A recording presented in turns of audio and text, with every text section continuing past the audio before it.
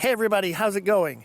I'm doing a follow-up video to a very popular video I had showing the construction of this, which is a high tunnel made out of cattle panels and some timber framing.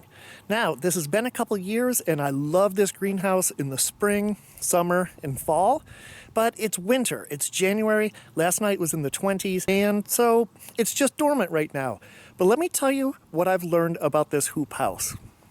All right, first things first, I am really disappointed with this corrugated plastic. Okay, even though it says that it's ultraviolet resistant, this isn't from damage. This just started cracking and breaking apart.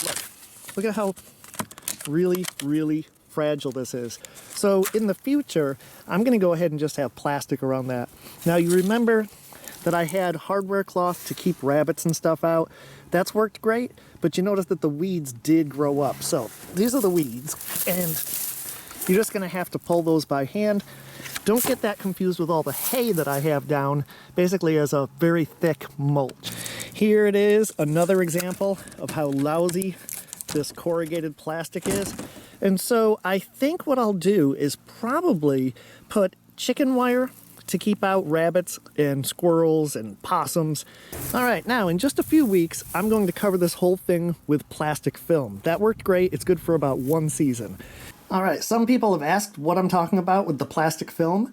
This is from a local home improvement store, only at, and this is clear, heavy duty plastic sheeting. Make sure it's clear. And this is 4 mil, which is pretty thick, pretty durable. And now in the heat of summer, I actually use this shade cloth, and the tomatoes in here grow better than the tomatoes growing out in the normal garden. I think because I'm in the south, it's actually too hot. So shade cloth, awesome. And then plastic for your spring and fall. Okay. All of the cable ties are still intact. Sometimes ultraviolet light will start breaking these down. This pipe wrap that I used to basically keep the sharp edges of this wire panel from cutting into the plastic, it is starting to degrade. Again, this is 2 years, I think maybe a little more than 2 years, and it's still holding up.